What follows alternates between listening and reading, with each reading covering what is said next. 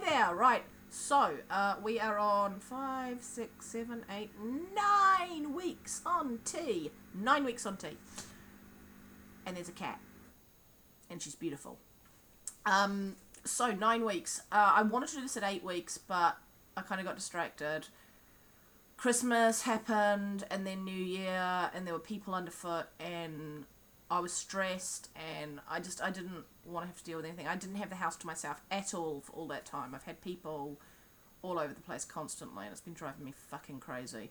So this is actually the first afternoon I have had on my own in the house in well over a month. So, yeah. And I don't... I mean, I like having company, but at the same time, I'm like, I just want some time for myself. So, I missed 8 weeks, and I'm sorry, this is 9 weeks.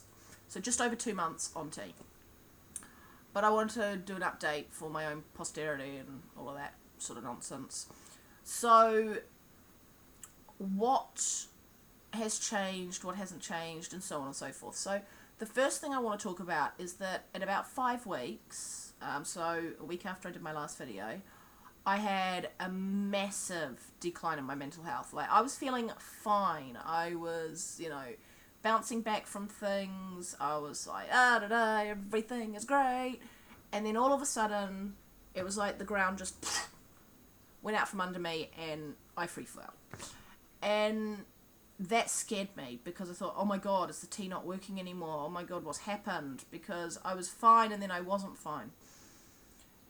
And so for a good week I was pretty down. I wasn't bouncing back. I was really thin-skinned. I felt like I'd really backtracked to how I was pre-tea. And that frightened me quite a bit. I had a talk with some other trans guys, and a lot of them said, yeah, that happens. It's just generally not talked about. And I was like, well, why don't you fucking talk about it? But, it's that sort of, I don't know how much of it is macho masculinity and how much of it is that trans people don't like to talk about the negatives when it comes to transition because it's supposed to be this wonderful, magical thing. But the thing is, I knew that tea was not going to magically solve all of my problems. It was not going to make everything better. But to go from feeling so emotionally stable to suddenly being in free fall again was quite shocking. And I don't know how much of that was because I was under a lot of stress with Christmas, with New Year, with having people constantly around me. I don't know if that was a contributing factor. I don't know if it was the fact that at around about that point Shark Week decided to start, and so that meant that my hormone levels were a bit iffy, and I was getting that interfering. I genuinely don't know, but I did not like it at all, and I'm really hoping that it doesn't happen again because it sucked. But right now I feel okay. After about a week of moping and feeling sorry for myself, I did start feeling better and started to feel more stable again, and so it was okay. What I will say though is that I have had no PMS aside from, feeling depressed. Previously, like before I had testosterone, in 2 weeks into my cycle, about when ovulation would happen, I would get ovulation headache, which is like someone is crushing your skull. And I would also feel ovulation, so horribly painful. I'd get cramping. I might get a little bit of nausea. I generally just didn't feel great. And then it would go away, and I would get a couple of weeks of reprieve, and then in the week leading up to my period, I would get another headache.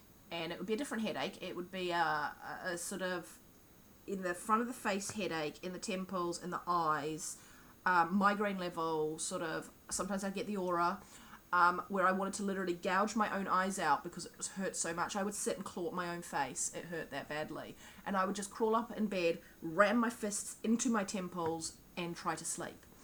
And that would continue until about 2 days into the period. So I could be in pain for 5-6 days, just solidly in pain. It was ridiculous. But coupled with that, I would also get hot flushes, cold flushes.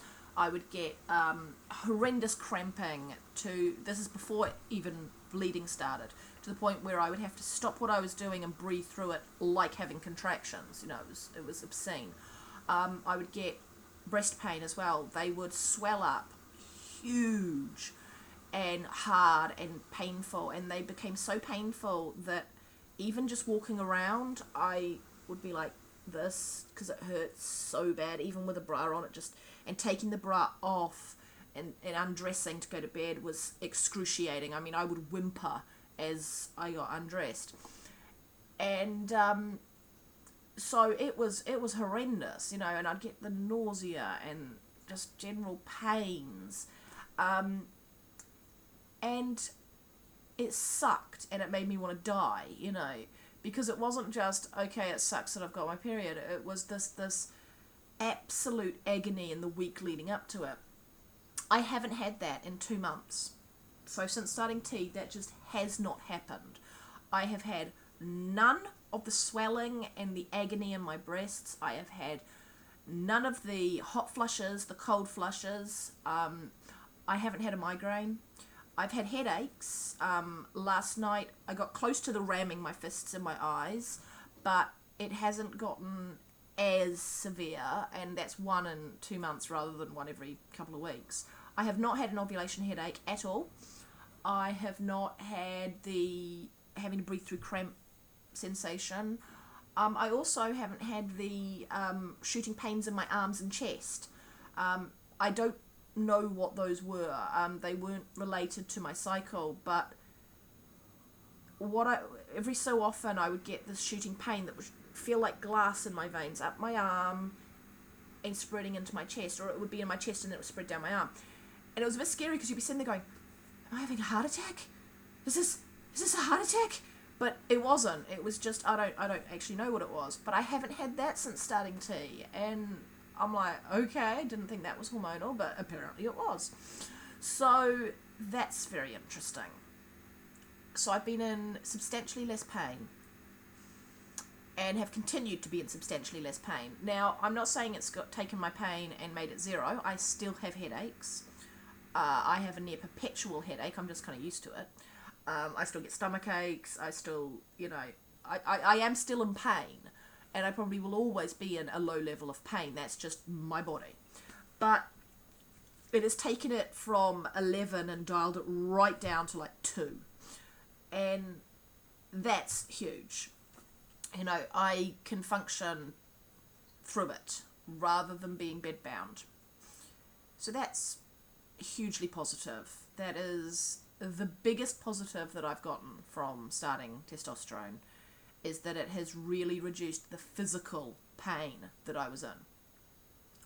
In terms of dysphoria, I am feeling more body positive than I have in a very long time. Now, part of that is because on T I've lost quite a lot of weight. Now, it's interesting because as my body fat has redistributed, I've lost some fat in my face and I've lost fat in my hips, but also in my stomach, which I didn't really expect, because generally speaking, when your body fat redistributes on T, it goes from your hips and your boobs and your legs and all of that, and it goes into your gut, hence why men have big fat guts, But I had the big fat, sort of dude gut, and it's really shrunk down, and I don't really understand why that's happened, but I'm quite happy about it because it makes me feel substantially less bloated and disgusting.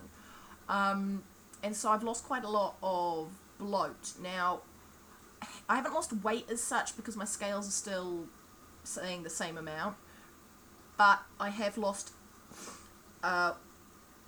width in my hips and in my waist, so my trousers are now a bit loose, and I've definitely lost some of the gut. I've also lost some of the fullness in my breasts, which is fantastic, and I've lost some of the fullness in my face. So that's good, because when I look in a mirror, I actually see a body I recognise, which it's been a very, very long time since that's happened. After I had my third child, my weight became a real problem. And not only that, but I started to develop dysmorphia. Not dysphoric, dysmorphia. So what I saw in the mirror was not what I actually looked like, and it freaked me out when I then saw pictures of myself. And I think the biggest problem was that I had become much curvier, much more femininely shaped, and I didn't like that. It made me incredibly uncomfortable. I hated the person that I saw in photographs. I could not stand looking at her. It was like looking at an imposter wearing my skin poorly stretched over someone else's. It was creepy. And I still get that sometimes when I look at photos, but less so. But certainly I'm feeling more confident about being able to look at my body naked. My body's fucking weird to look at naked, but whatever. I've got hair in my mouth.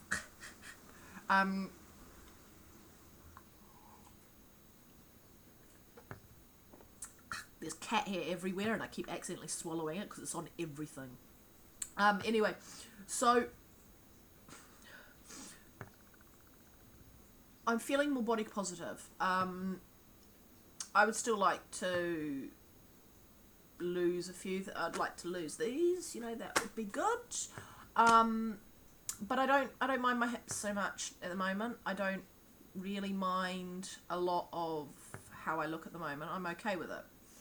Sort of, yeah, it'll do.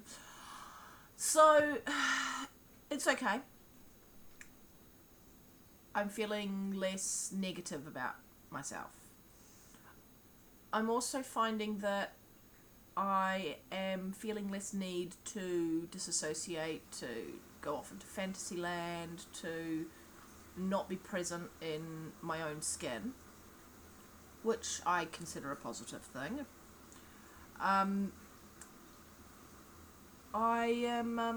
So dysphoria, I think, has lessened quite a lot.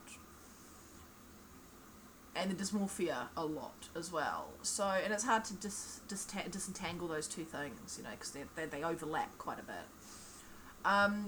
So that's good. Now, in terms of physical changes, things have slowed down a lot. So in the first few weeks I had lots of stuff changing. It was all very exciting. That's all really, really slowed down now. And now it's sort of subtle things. And it doesn't help that because I already had a degree of masculinization before I started tea, a lot of it is just sort of filling in rather than new things. So my body hair, my belly hair particularly, which is very, very thick, it hasn't thickened up.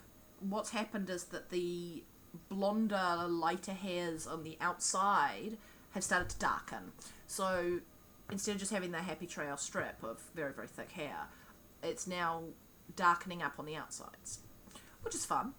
As is my moustache. Now, I've actually shaved, so you can't see it now, but my moustache was always quite sort of decent, but wispy, thin, blonde hair. And so that's starting to darken up and turn black. My husband said it looked like I had a stupid teenager moustache. My chin hair has started to thicken up in a way that I can actually see now. There's some hairs forming in the middle, because usually it grows here and not here. It looks stupid. But the middle part is I'm starting to get a couple of hairs in the middle. The hilarious part is they're white. Which is so funny. The new hairs are white. Absolutely stark white, and it is just absolutely hilarious. I mean, way to make me feel old, body. Way to make me feel old. So I'm gonna have a fucking grey beard, and it's fine. It's fine. But it's also growing faster now, which is an interesting one, because it used to be that I could shave, you know, the little patches that I get. I got a little patch here and a little patch here. And I could go probably 3 or 4 days before it would start to be noticeable stubble, and then I could shave it again. Now, within a day. I shaved yesterday and I already have visible stubble. And so that's really, really sped up. It's growing much, much quicker, which is cool. Interesting, to say, to say the least. But it is just one of those weird things. I wish it would balance out, because it's much thicker on this side than it is on this side, and as I said, there's like a complete gap in the middle, and it annoys me. And I'm kind of hoping it fills out into at least something that I can grow like a little scraggly fucking goatee, you know, just something there, you know, would be nice. As I said, I think my face has started to narrow, which is great. I would like to lose a little bit more of this, because I'm pretty sure there's actually quite a decent jawline under there. My hairline is starting to square off. You can see probably more on this side where it's shorter, this side where it's shorter. It is starting, it already was kind of receding a little bit there anyway, because, well, let's face it, this is just my body not knowing which way to go. But it's starting to square off a little bit, rather than being that oval kind of shape. So that's cool. I'm good with that. I actually need a haircut. It's starting to get a bit long on the sides again, but I'm too lazy. It's this side. I'm too lazy to do it. My hips are shrinking a little bit. I've got probably another inch of fat there, rather than like 3 inches of fat, so yay! So I'm still, you know, hourglass shape, and I always will be, because skeletally I have very, very wide hips. I just naturally have incredibly wide hips. It's one of my blessings, yay. But losing the fat on my hips is nice. And my voice has not dropped any further as far as I'm aware. It hurts near constantly, and I think this is because it wants me to speak lower than I actually do. But my natural speaking voice is such that basically my voice just feels constantly a bit scratchy. I kind of feel like I've always got a little bit of a cold. But it hasn't dropped anymore. I still sound like a girl, and it annoys me. I am hoping that it will actually drop, because I don't like my voice, and I never have. I can still sing, and I can still do most of the you know, use my voice in the way that I usually would. So all that really has happened is that I've lost the very, very, very, very, very upper register of it, which is fine, whatever. I have found that, let's think, appetite, not really any different. My sex drive isn't really any different, so none of that's really changed, but that's fine. I have been having trouble eating meat. I think, did I mention this? So I still can't, this is something that happened when I was pregnant as well. I can't eat a lot of red meat. It makes my stomach turn. And I think that's as my hormones are readjusting. I think it's something, I think, to do with my hormones. But it does make things a little bit tricky and annoying. Because, yeah, there's certain things that just, I just can't eat without feeling nauseous. So that's annoying. I'm having trouble with my scar as well. This is probably way too much information, but when I had my second child, I tore 4th degree, which is completely through all the muscle and all of the mucous membrane, everything just shreds. In fact, my notes actually literally say shredded muscle, which is not something you ever want to hear in relation to your body. Now, the problem there is that the stitches didn't dissolve properly. I retained stitches, I got an infection, things just never quite resolved, and over the years what it's done is it's sort of reopened, and sounds horrible, doesn't it? And I've been to the doctor multiple times about it over the years, and they've just gone, oh well, you know, it's just cosmetic, and I'm like, the fuck? But it actually hurts, and the problem is that as things swell up down there, which they do on tea, they rub and chafe, and that chafing then causes the scar to flare up and swell, which then causes it to chafe more, which causes it to hit more, and it's just an ongoing perpetual cycle. And so that is not fun at all. And I need to go back to the doctor and I need to be like, seriously guys, you need to sort this out. The problem is I'm not sure entirely what they can do. There's a part of me that thinks maybe it's a good, sort of push to do bottom surgery at some point, to clean up the fucking mess that is that region of my body. But at the same time, bottom surgery scares the shit out of me. Probably because I've already had surgery down there, and so I've already experienced the awful that is having stitches in an intimate region and swelling in an intimate region, and it's not fun. It's really not fun. So I don't know. But maybe in the future that'll be the solution, is just to get them to, just completely redo the whole thing. Completely renovate. Fuck it, just demolish this and renovate. Build something new. I don't know. I have a way with words, don't I?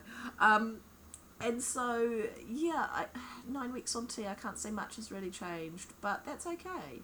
I feel alright. I feel better than I did pre-T. My blood pressure's a bit up, but... Well, that's not true, actually, no.